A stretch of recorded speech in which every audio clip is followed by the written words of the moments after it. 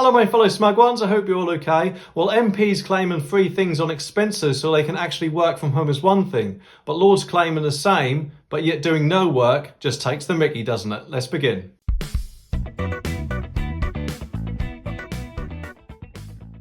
Okay, as many of you will know, I don't actually have a dedicated upload schedule, so the best way to see my videos, as soon as I put them online, is by clicking that subscribe button and notification bell.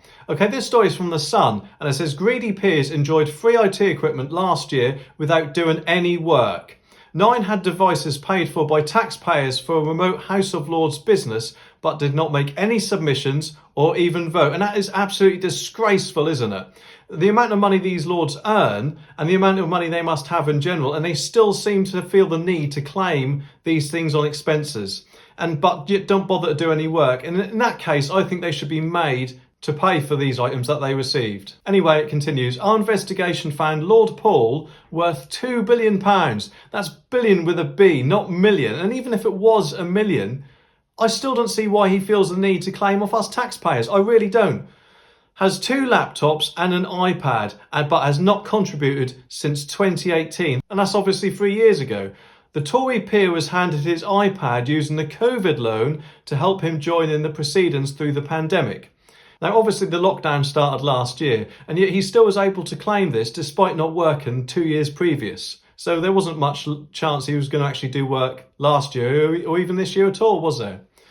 Ex-Tory Chancellor Lord Lawson, father of TV cook Nigella Lawson, also took out a COVID loan to get a new desktop, but last spoke in 2019. Admittedly, this does say they're loans. However, that is still public money which was used to pay for those items in the first place, wasn't it?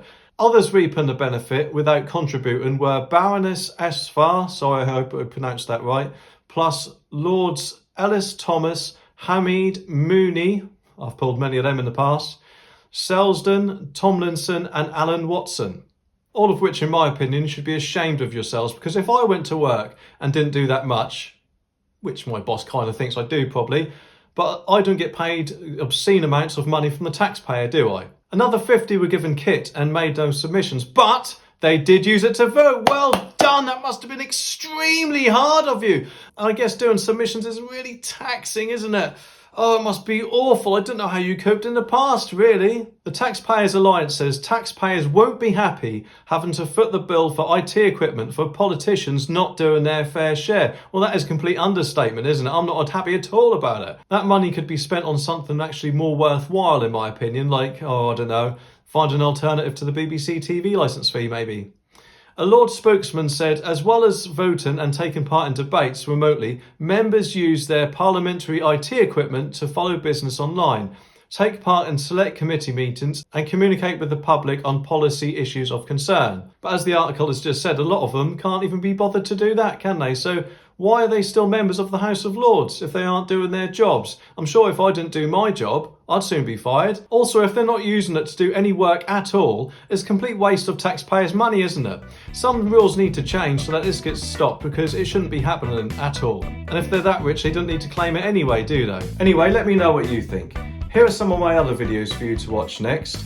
If you're a legend, click that like button down there. It really does help me out. Thanks for watching, and I'll see you in the next one.